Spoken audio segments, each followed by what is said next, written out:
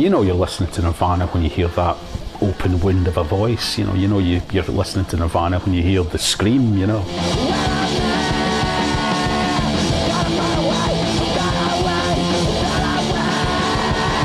This was very powerful music, and it's kind of almost like a guide map to adolescence.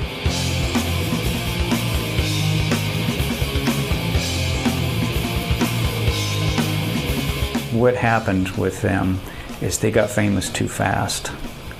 They went from just garage band to number one.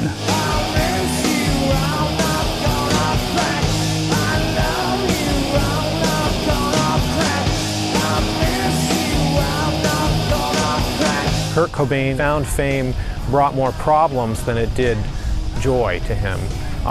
His life became very complicated when he became famous, and in some ways fame was actually a curse. Rape me, my friend. Rape me. Rape me again. Heroin kind of ruins lives and makes people completely hopeless, and I believe that he would still be here with us if he hadn't started getting into heroin. We was here at the house and the phone rang stating that Kurt had committed suicide. And it really shocked my wife. Well, it did me too. I mean, I didn't think he was suicidal at all.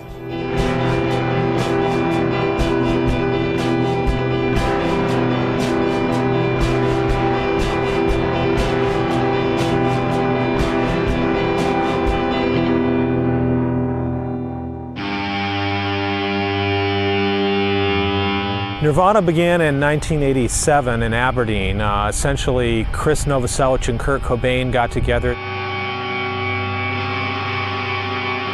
Aberdeen is small, insular, blue-collar town. It feels far away. Well, it's just kind of a everyday place. It's not too much going around. It's just pretty much the same thing every day.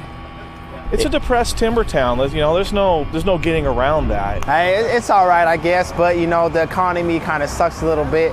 The work is kind of hard to find. Aberdeen is one of these towns that's it's not who you are, it's what you are. I mean, people up on the hill, their kids could do no wrong. Growing up then was, a lot of layoff news, a lot of mills shutting down, a lot of alcoholism, things like that. Depressing parts. And this is not the best weather area in the world as far as rain and gray clouds, which kind of adds to the bleakness of the area sometimes. Yeah, I know Chris. I mean, he went to Aberdeen School, I went to Hogan, but we were the same year, and we were both in the music store all the time. I mean, for example, my wife sat next to Kurt in art class. It's a real small-knit town, and it's almost impossible. I mean, if you want to keep a secret from anyone, it's not going to happen in Aberdeen. He started drawing, I suppose, about the time he could hold a pen in his hand or a pencil. This one here, he was 6 years old. And the way this come about was, he come over to the house one day and he had a picture of Mickey Mouse that he drew. And he says, Grandpa, he says, look what I drew. And I said, you didn't draw that. I said, you traced it. And he got about half mad. And he says, I did not. He says, you give me a piece of paper. And he said, I'll show you. He said, I won't draw you. He said, I'll draw Goofy. And so he drawed Goofy then.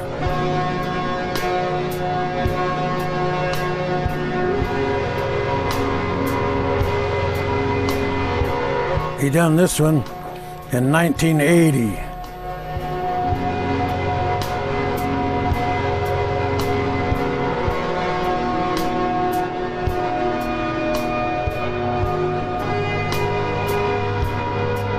He was a very nice little boy. Yeah, he was a really good kid. He really loved his dad and mother up until the time they divorced, and then he sort of went haywire.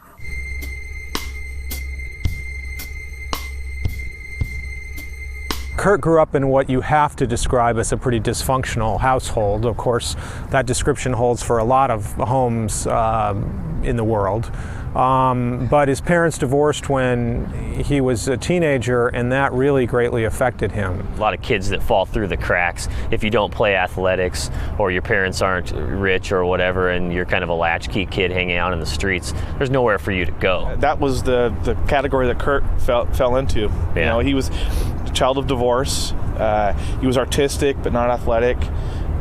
You know, he was kind of an outsider in a lot of ways. The kids seemed to pick on him. I mean, I guess they were jealous of him, probably from what he could do about his art and stuff. In high school, they usually pick on anybody that's skinny and doesn't play football, and so Kurt had been one of those people. Won't you believe that just my luck?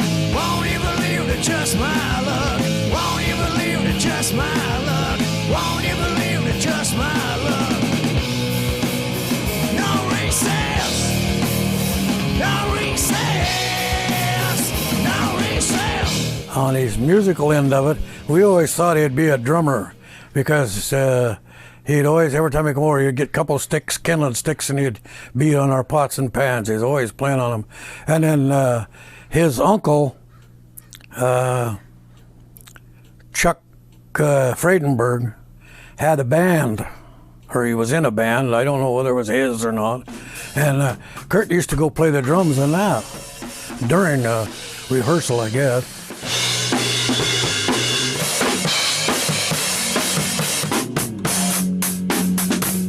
Well, I had a band, and his uncle was my drummer, and we used to practice at his house. And Kurt was staying there at the time. That's when his folks were breaking up, getting through the divorce deal. And so Chuck asked me if I would give Kurt guitar lessons if he paid for them. And I said, yeah. Did all that and got him going, and asked him what his goal would be to learn, and he told me Stairway to Heaven. I told him to put it on a cassette tape. This was back in 80 or 81, I can't remember exactly. And he brought it in, and I remember he had that on there, and School's Out for Summer, and I Like to Rock, and a few songs like that, and something by ELO. And so Stairway to Heaven, you don't learn it in the first month, you know, usually takes a little while. And he was just kind of getting into it about when he quit, and it seemed like it was about 3 months that he took lessons for. I think he underrated himself as a musician. I think he was a lot better guitarist than sort of he wanted to admit. Yes, his stuff is pretty crude, and yes, most, you know, junior guitar players can play a lot of the same stuff Kurt did, but his knack to invent those sounds was really what was key. It wasn't the technical prowess of how he played the stuff, it was that he could create such interesting music.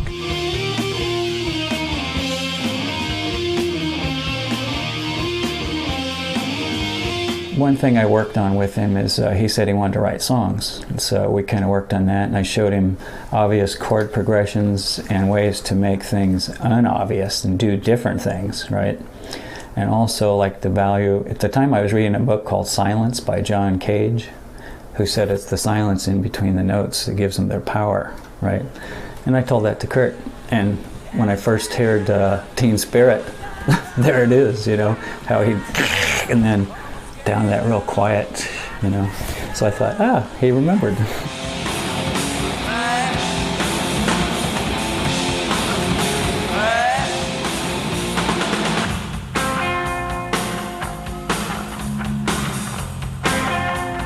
When Kurt used to come in, he was just so introverted. Everyone that I know that knows him or knew him from school was he hardly talked. So yeah, I think music is definitely for myself and a lot of people a release. So yeah, I can see where that would definitely be an outlet and something that you would get into. Grandma, take me home. Grandma, take me home. Grandma, take me home. Grandma, take me home. Grandma, take me home. Grandma, take me home. Grandma, take me home. Grandma, take me home. A lot of his inspiration, good or bad, came from right around here in Aberdeen. And, you know, a lot of, you know, there's a lot of stories of, you know, things that supposedly happened to him or he did or didn't do. And a lot of it's exaggerated. But, you know, basically for those that, you know, hammer on Aberdeen now, they need to remember that angst and that attitude that he got was basically because of his upbringing here in Aberdeen.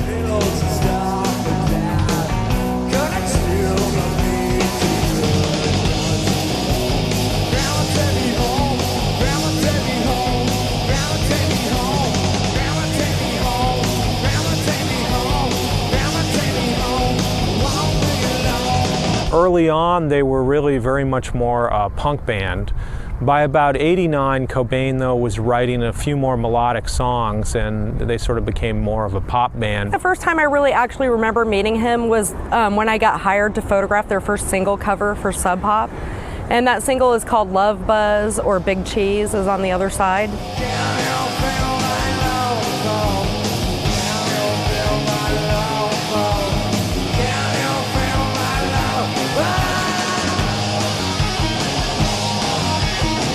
I believe it was like in September 1988. It was kind of a nice hot sunny day like this, the end of summer. And Chris and Kurt and Chad and Tracy came up in their old white van from Tacoma. Chris and his girlfriend Shelly lived in Tacoma then, and Tracy and Kurt lived in Olympia. And then they picked me up and we drove back to Tacoma to shoot pictures next to the Tacoma Narrows Bridge. Kurt, he was really young and sweet and didn't really do drugs. I think we smoked a little bit of pot and maybe drank a beer or something like that. It wasn't like anything serious. And both of the pictures are on the front and the back of the Love Buzz CD. I don't know, I guess what I think is conveyed in those pictures is Kurt is so nice and young and innocent, and he didn't really do drugs then, and it was just fun. We were all having fun. We didn't think much of it at the time.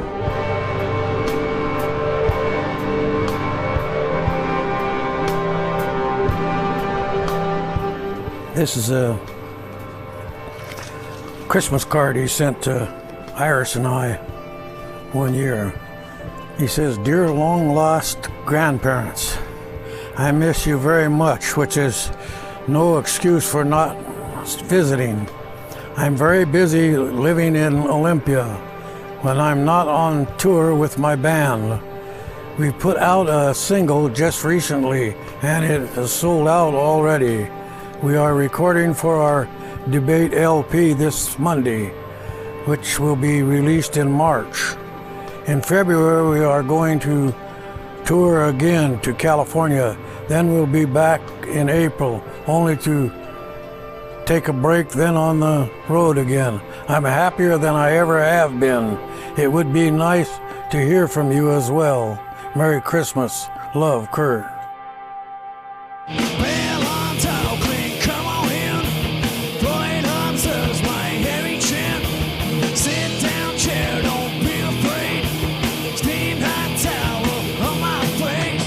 In January '89, Nirvana had a gig at the Hub Ballroom, which is at the University of Washington.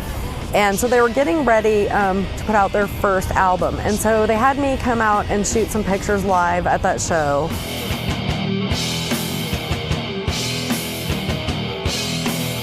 Tracy was also taking photos, and then Charles Peterson, our other friend, was taking photos. And so basically there was 3 photographers and practically no one in the audience. And so it was pretty funny. I think there's like a lot more photos than there are people in the audience then. I think it was mainly just their girlfriends and maybe 1 or 2 other friends that were there. It was almost practically empty. You know, the grunge scene, although I think for most people it appeared that it just came out of nowhere, really was quite insular. And if you were living on the West Coast, and again in that corridor from Los Angeles up through Oregon and Portland and Aberdeen and Washington, through Seattle and up north to Bellingham in the northern part of Washington state, you really were aware all these bands, Nirvana, Tad, Mudhoney, they were around and they were gigging in the clubs. So I think sort of it really just grew out of it was a local music scene.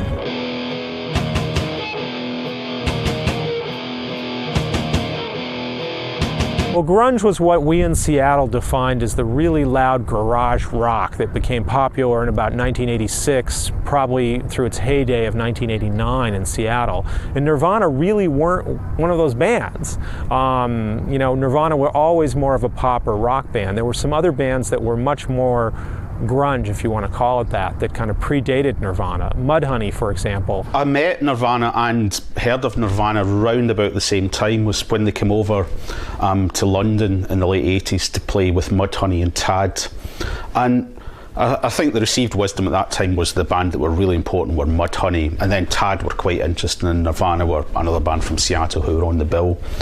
And Kurt Cobain and Chris Novoselic were there during the set, sort of wandering around, you know, sort of talking to people, but essentially looking very kind of lonely and lost. And I got introduced to Kurt and Chris and then drummer Chad Channing, and I would like to say that they blew me away when I finally saw them play live, but they were just one of the other bands that were playing that night, and I have to say I don't really come away with any great memories of them.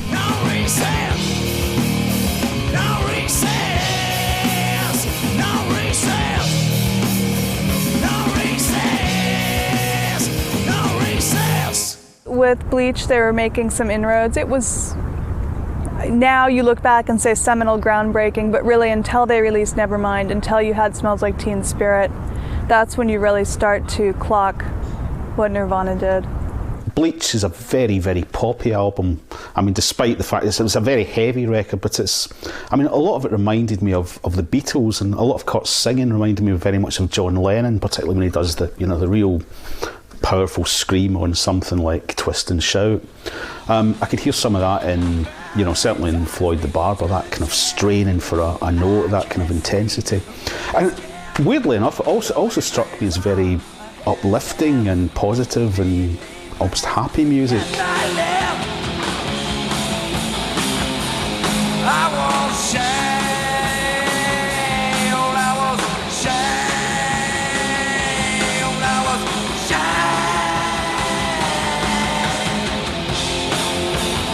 The first album, Bleach, has a couple of songs on it that I think were really breakthroughs. One was About a Girl, a song that he said he wrote after listening to the Beatles all day. And you really get a sense with that song that Cobain was affected by the pop melody of the Beatles and some of the other, 60s invasion British groups.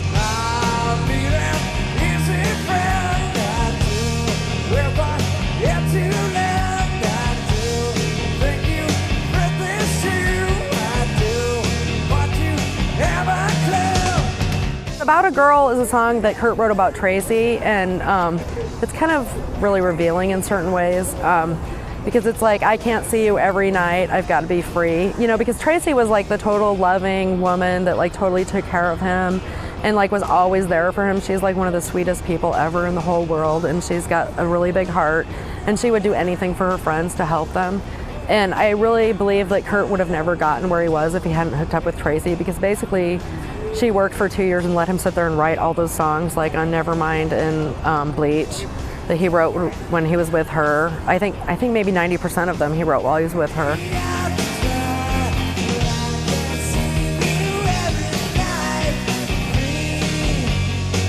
They weren't really a jam band with long solos, right? They were songs, little songs like Beatles had songs, right? Beginning, middle, and end, it's a song. And they just had songs of the time, and Kurt was a good writer. He had interesting lyrics. He had a good voice. In a way that Mudhoney was quite sneering and, sort of put down a bit, actually very, very clever clogs. There was a kind of sincerity about Nirvana that I found really, really appealing. And if you told me then that they would become the byword for teen discontent and he would become the poster boy for youth suicide, I don't think I would have believed it then. We were Gen X, and there was a move away from sort of the plastic bands and the plastic music of the 1980s to a very introspective, very personal, very confessional approach to songwriting. So whether it was confessional for Kurt Cobain himself or confessional for the generation, I think is probably a matter of opinion. He used a very sort of classic songwriting formula, whether consciously or unconsciously. I mean, I did ask him about this one time and he sort of denied it, but if you listen to Motown, they have these incredibly vibrant, joyous, potent uptown, sort of charged melodies, and these songs of utter desolation and loss and misery, And I think there's a lot of that in Nirvana, particularly the early stuff. It's very kind of,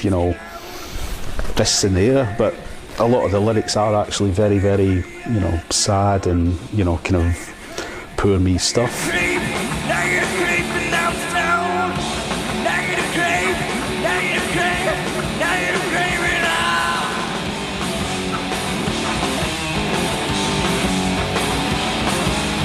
the lyrics just seem perfect, like I'm a negative creep, I'm a negative creep, I'm a negative creep, and I'm stoned or something. Like people would always tell you like, oh, if you'd only be more positive, you'd have a better time getting a job, or you could succeed if you only changed yourself into being something else.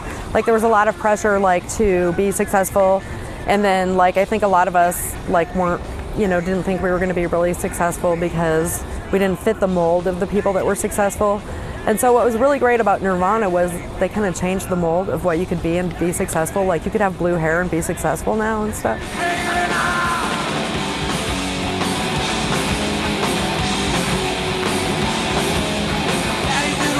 Cobain had an innate power to take these deep songs with very powerful and emotive lyrics and sort of put those juxtaposed with these poppy, loud songs, and the combination of that, of kind of both having this melody but also this edge to it, was really what made the band special.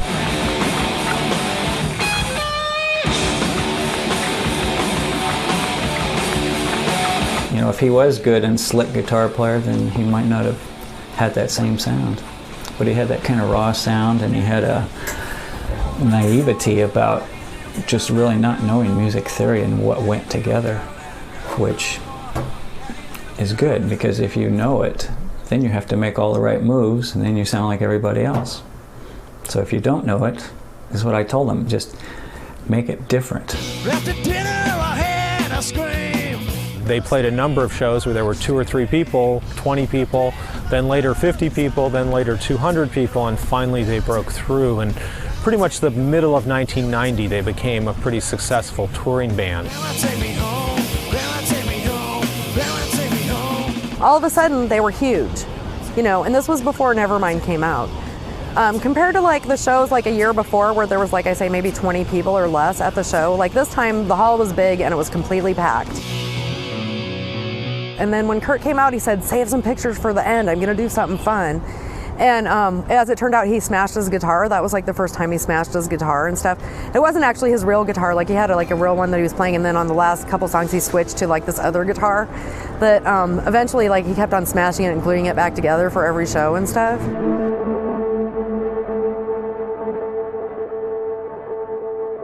The musical climate, certainly in the United States, was really, really desperate for some big changes.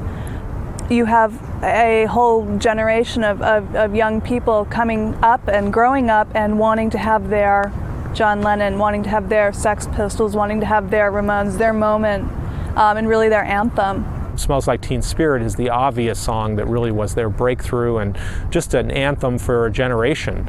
I always argue that you hear that song, and even if you can't speak English, you listen to the first 30 seconds of it and you go, my God, you're blown away by it, even before Kurt begins to sing.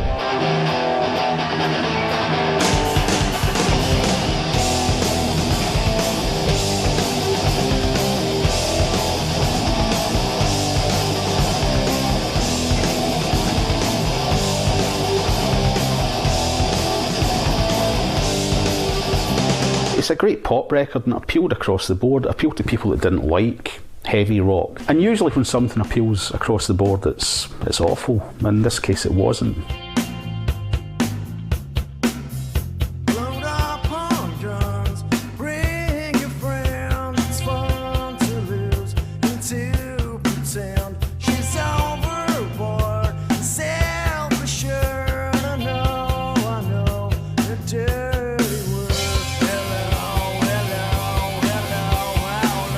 Sadly, I think in a way almost everything else they did, no matter how good, paled, because there was no song more perfect in every way, shape, and form than Smells Like Teen Spirit.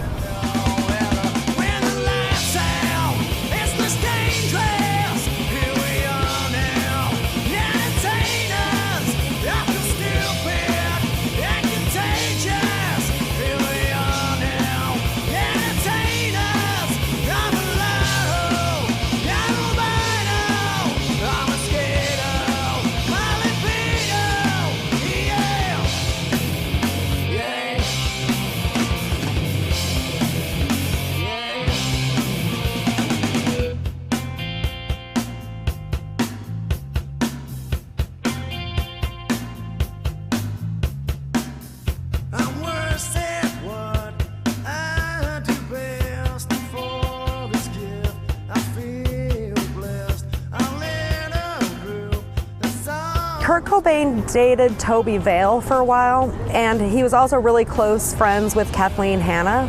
And Kathleen and Toby started a band called Bikini Kill and a young feminist movement called Riot Girl. They were hanging out, and their whole room was covered in graffiti and stuff, like they were sticking things up on the wall and writing things on the wall. And Kathleen wrote "Kurt Smells Like Teen Spirit" on the wall, and then I guess that sort of evolved into that song. Well, apparently Teen Spirit is a kind of deodorant, but Kurt didn't know that. You know, it had that spark. There was that chorus, there was a sense of reaching out, there was a sense of anger, there was a sense of fun. Everything about it just all came together as one of those moments that so rarely happens, I think, for any artist or musician. When Teen Spirit came out, I remember having a conversation with someone that worked for Nirvana's management, and they were saying, oh yeah, I mean, this could be really big. They could be as big as the Pixies. And I think that's the kind of level of thinking. Nobody quite saw how this was going to take off. Suddenly they were like really popular and like on TV, and Saturday Night Live was great, like, because that was like the really big deal. Everybody loved Saturday Night Live, and I was so happy for them. I was so proud of them. I really thought that was something to have a Cobain on TV that way and known around the world. I thought that was pretty good. It was on Saturday Night Live is what they were on. So I'm watching the show, and there's Kurt, and I'm looking at him going, well, he sure looks familiar, you know. And then when they said his name at the end, I said, oh, that's Kurt? God, he's one of the last people I would have ever thought, because, you know, probably because he was just so quiet. That's probably why, you know. Kurt was a very intense person. He was extremely driven. He knew exactly what he wanted, and he had like big plans on how to get there. And I think that a lot of people in our crowd were that way. Basically, we all thought we were going to take over the world and change the world, you know, and actually I was kind of surprised when it actually happened. Sort of like the people that had been kicked around in high school, like finally got a voice and became popular. By the fall of '91, when the Nevermind came out in September of that year, they became an international sensation.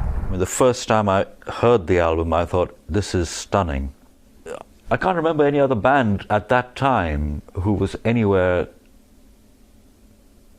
close to the same league that Nirvana was. Now stop this off without any words. I got so high, I scratched till I bled.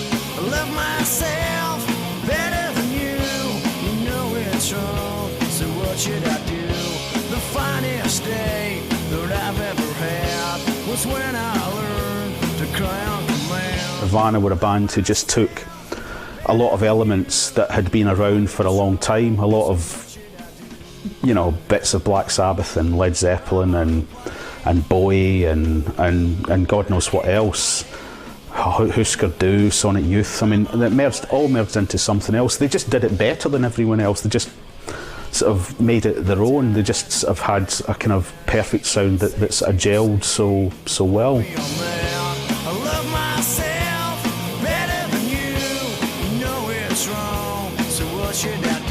It definitely had to do with the way Kurt wrote his music and his lyrics and his sort of rather strange sense of melody. When people hear Kurt's music, it's very emotional, but many people have different interpretations.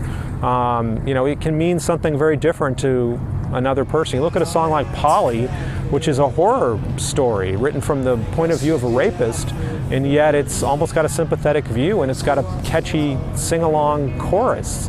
These are some crazy contradictions that were really part of Kurt's great gift. Let me crave dirty wings.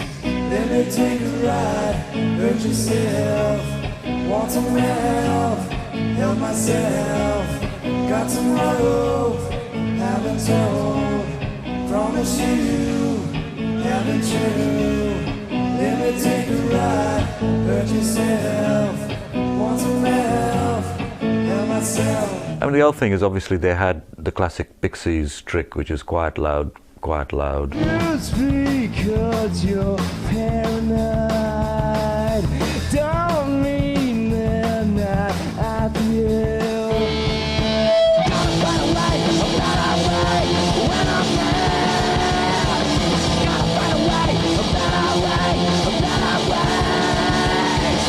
I don't like loud music, and I guess that's the reason I never liked his music at all. My wife, she sort of liked it. She thought it was nice. And that's where Kurt got most of his inspirations. That's where Kurt got his drawing from Iris.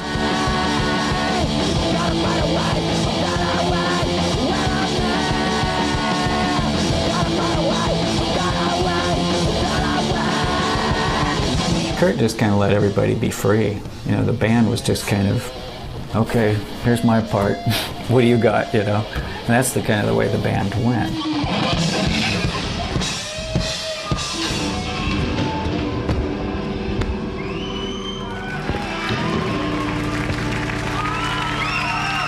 They were a band who really enjoyed playing together, and, you know, whatever came out of each, you know, performance, you know, they were interested in how the different aspects, drums, bass, guitar, interacted. I think Grohl was very important to the sound of Nevermind. He's a great drummer. He's one of rock's greatest drummers. I do think at times that Chad Channing gets sort of downplayed. Chad was a great drummer for the jazzier, punker side of Nirvana. Grohl was fantastic when it came to these powerhouse anthems. He could hit really, really hard.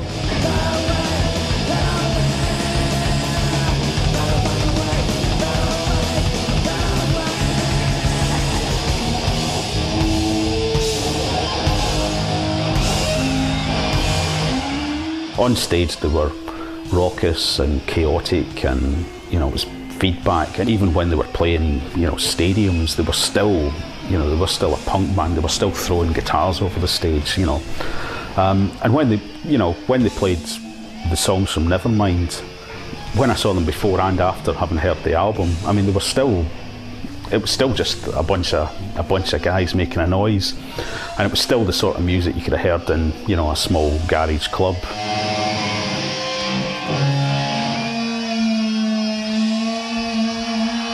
Novoselic's role many times is sort of underplayed. Not only was he a great bass player, but he arguably was sort of the gel that kept the band together. I mean, Kurt was a pretty fragile personality. Early in their career, many people thought Chris was the band's manager. I mean, he handled a lot of their affairs and really was the sort of spokesperson of the band during their life. Both Dave and Kurt, in their own ways, were a bit wild, and, you know, would go off on, you know, doing silly pranks, but Chris would always be the guys who would say, "Come on, guys, we've got to do this," or so. He seemed like the guy who held it together. They weren't this incredible superstar mega machine. They were a band from a small city. So I think probably as things really rolled, you know, and you move out of music magazines and into tabloid television and tabloid journalism, probably is less equipped to deal with that kind of scrutiny. I don't think really that anybody in that band expected to find themselves under that lens. Kurt at that time was starting to feel particularly discontented with his lot as a rock star.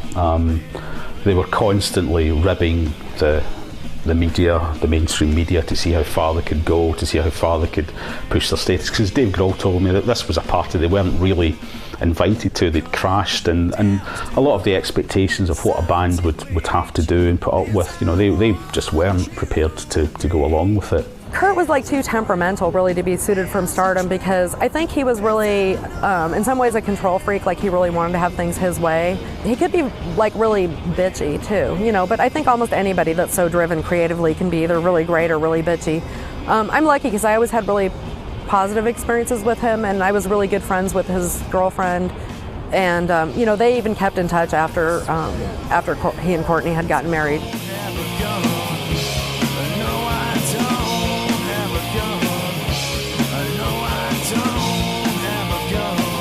When I first met her, I thought she was pretty nice. But then when I was at the house in Seattle with Kurt,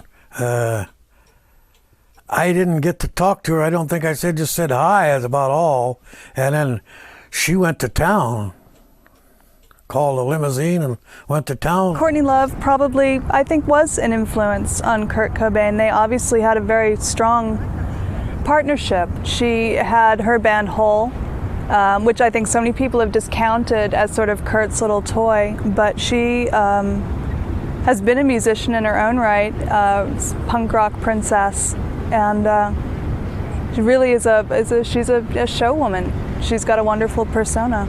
Kurt was a real easygoing type person. I mean, he did his crazy stuff, but inside he was a mellow soul.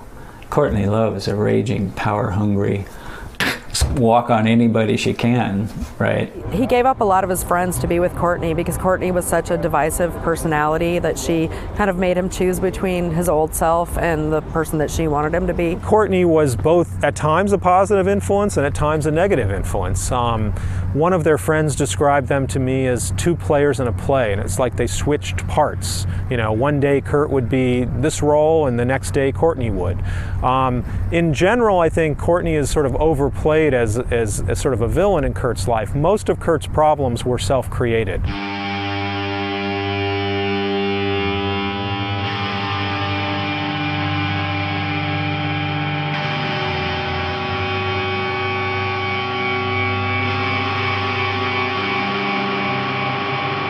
I don't believe he was as hard on drugs as they say, because every time I seen him, he was just as clean as you and I. And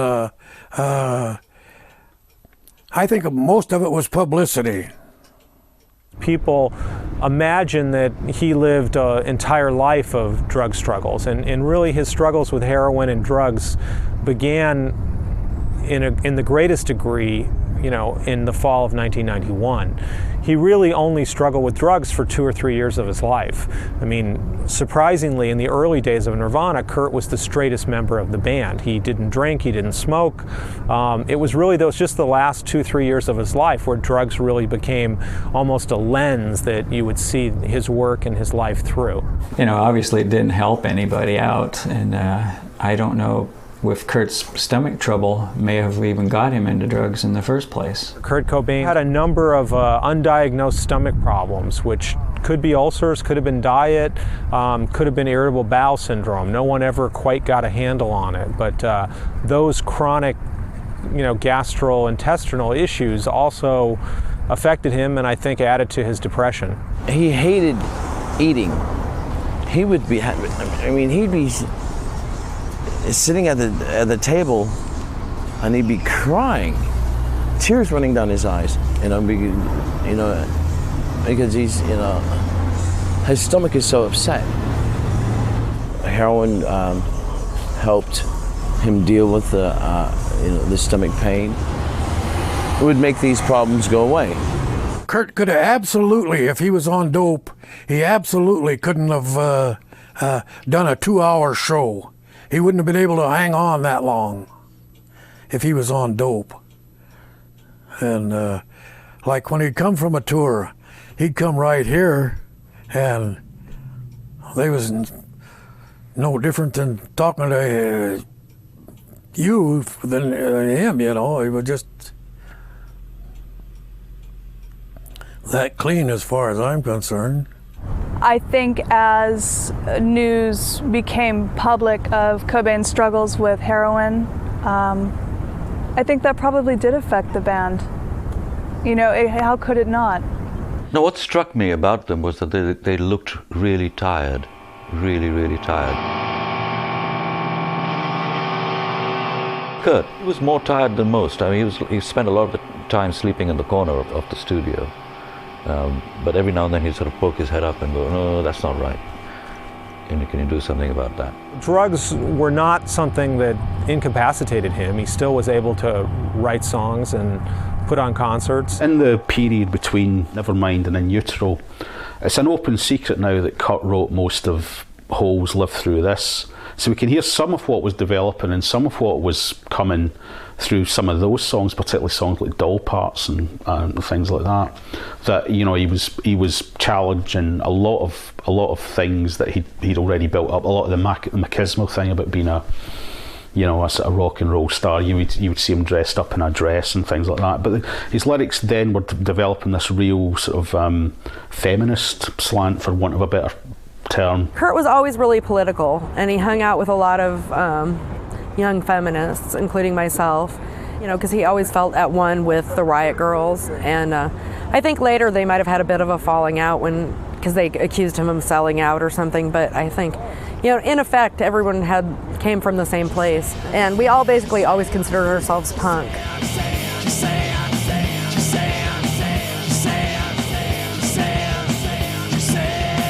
Cut at this time was threatening to make an absolutely uncompromising and unlistenable punk rock album.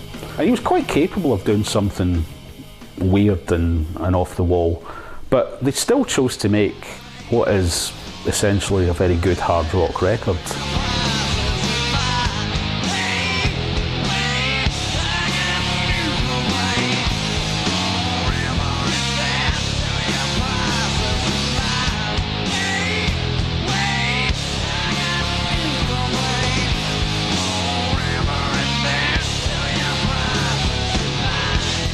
To me, it sounded like they were trying to, you know, get away from Nevermind. It sounds more like Bleach in many ways. It's very raw. A lot of the stuff, if you listen to it, is probably performed live. I mean, Steve Albini is a great believer in people playing their music live.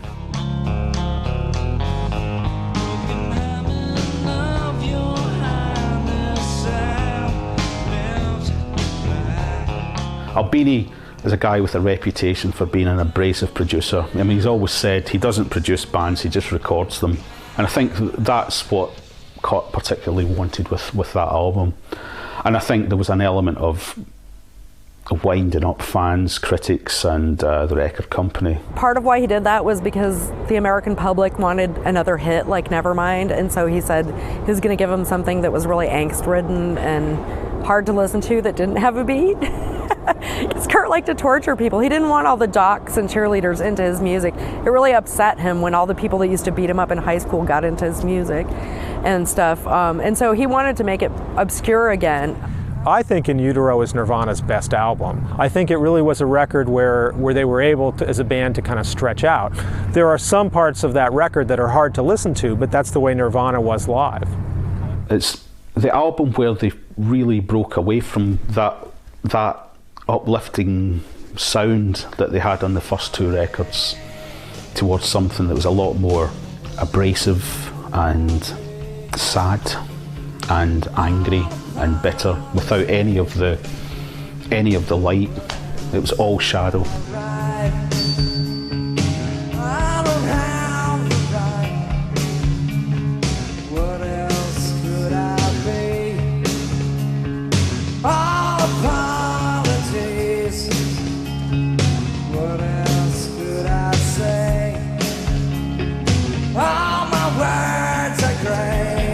Heart-Shaped Box and All Apologies, they're introspective songs, and I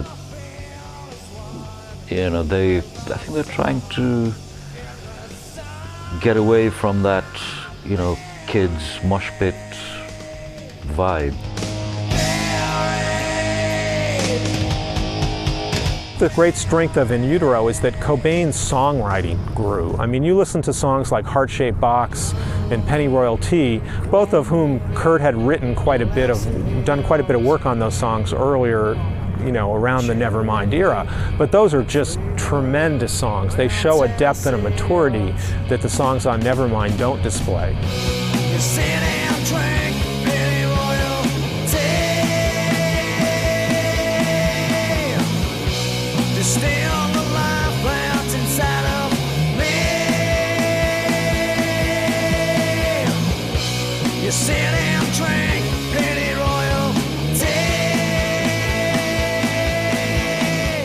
There are a lot of hints as to what the album is about, and one of the things that runs through it is a certain sort of feminist quality. He feels some kind of identification with women who were victims victims, you know, like Frances Farmer, and possibly perceived his wife Courtney to be a victim. You know, certainly she was not a popular person within the circle of the band, but also in the press. I mean, she was being perceived by the fans as the destroying woman who had intervened in this tight circle of male camaraderie.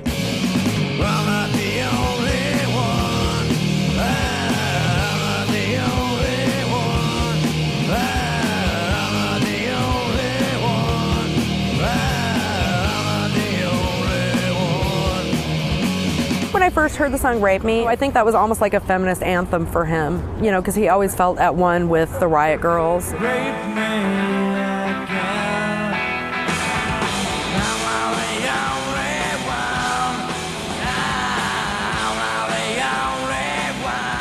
The song is not about rape, it's not a glorification of rape, it's about Kurt Cobain, it's about, you know, how he perceived himself. And it's a very, perhaps a self-pitying song, but a very, very angry song, and a lot of the anger directed towards himself. There were like people that were around him that were trying to like control him and stuff, and like I saw people like basically they were like the handlers around him, their attitude was, oh, what does the big baby want now? You know, and so they were kind of treating him like in this really weird thing, and I think it made him really uncomfortable.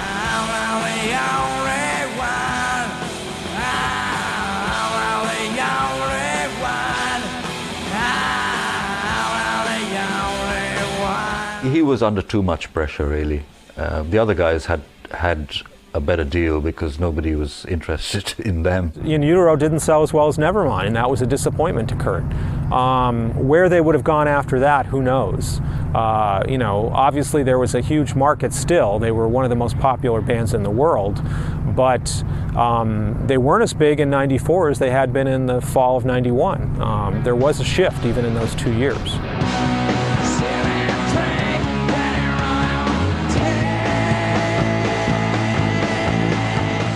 The band were about to split up, and although Courtney gets a lot of the blame for it, I think Kurt wanted to do other things. I mean, whether that was some of the directions that could have come from the Unplugged thing, or whether that was a really, really, really uncompromising punk rock record, who knows? I mean, we're never going to know that.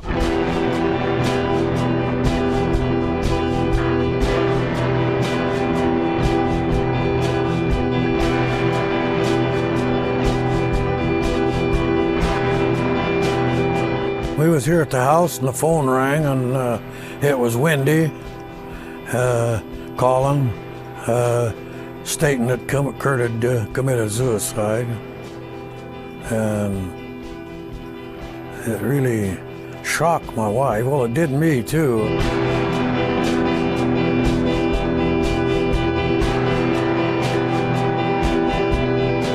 I was in my office at the Rocket, and a radio station called me before the news went out on the air, and they asked me if it could be true. And I you know, even though I knew of Kurt's problems, I still was in denial. I couldn't believe that it actually had happened. Yeah, that was a surprise, but you know, but it's a sort of, you know, watching a plane crash kind of thing. You know, it's something bad is about to happen, but you don't know what. On one hand, you could look at it and say it was inevitable.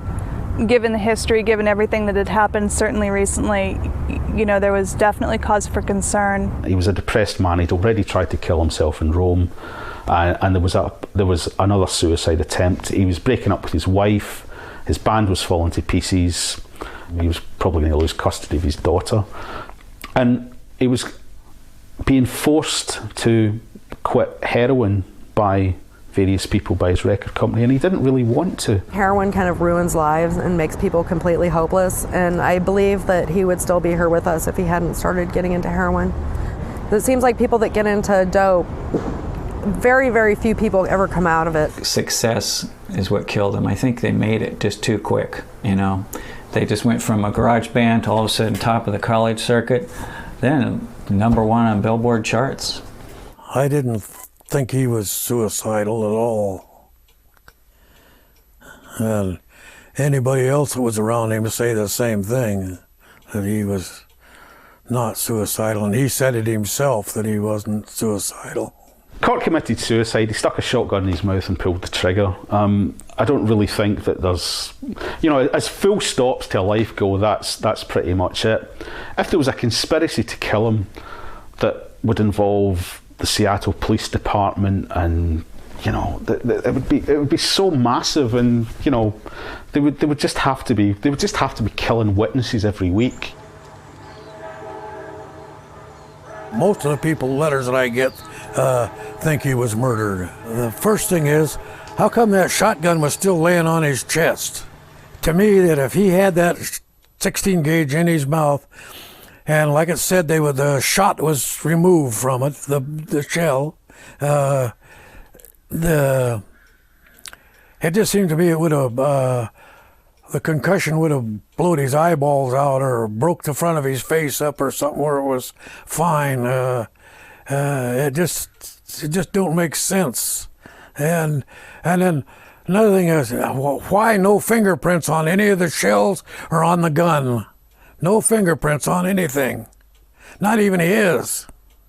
So somebody had to wipe that gun clean. I spent 4 years writing my biography. I spent essentially 10 years writing about Nirvana. I've never seen any evidence that suggests his death was anything other than suicide. I mean, Kurt attempted to take his life a number of other times. The time he succeeded was just simply the final time, but there were a number of other overdoses, a number of other suicide attempts. No one who really knew Kurt well was surprised at his death. They went in there and this captain, he says, oh, he was a damn doper. He committed suicide, that's it. And then the coroner and the whole works of them took that up, yeah, suicide, doper, He couldn't even have picked that shotgun up if with the amount of dope that he had in him. I don't think he was murdered. Basically, he murdered himself, and I think that's really sad, but Kurt was an extremely willful person, and he wanted things his way. So in that sense, I believe it's true. A friend of a friend had been doing police ride-along and had been out to their house maybe a few weeks before for a domestic violence call. So we'd sort of heard through the grapevine that things weren't going very well. Personally, I can't see him killing himself because he loved his music. Even though his life is, I think he was just getting ready to go to a divorce and his changing his will or something. I've heard a bunch of stuff like that. But anyway, one thing, musicians have is their music, which will carry you through anything. I think a lot of his unhappiness was the fact that he could no longer felt that he could go on stage. He felt like a fraud. He felt he'd become everything that he despised. He'd become Bon Jovi. Come as you are, as you were, as I want you to be, as a friend, as I know an enemy. Take your time, hurry up, the choice is yours, but don't be late. There's a lot to learn from Kurt's story. In some ways, this is a cautionary tale. Be careful what you wish for. Kurt Cobain's dreams were turned into reality, and yet he found that he still struggled. Actually, Tracy had a dream about him right after he died, and he came to her in the dream and said, "It's okay, I really want it, it's okay." And, that it's okay that he was going on and he was happy. So. Once Kurt Cobain died, grunge disappeared from the city. Kurt, as a cultural figure, has remained very important. And I think Nirvana as a band have remained tremendously important. Some of that is because they haven't been really knocked from the top. There hasn't been another great band. I don't think they did change music. I think it all kind of snapped back quite nicely. I don't think there's any kind of lasting change that they sparked off. They were just a great band at the right time. Cobain's death probably created a mythology and perhaps more of a legacy than they would have had had the band stayed together and recorded 10 albums. He became a cultural icon as opposed to just a musician, because the whole essence of his life, both being pro-feminist and also being like the kind of kid that was kicked around in school, that became like a valid point of view. As time goes by and more years pass between Kurt's death and in the present, people think less and less about the celebrity or the personality or the tragic circumstances of his death, and they remember more the power of those songs.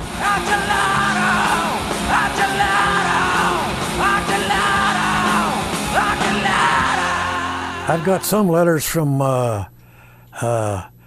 women that were about Kurt's age and was following it along, you know, they were fans of Nirvana, and they got kids now, and their kids are write letters to me. None of the kids have ever mentioned the dope. It's always his music and his talent. That's all it is.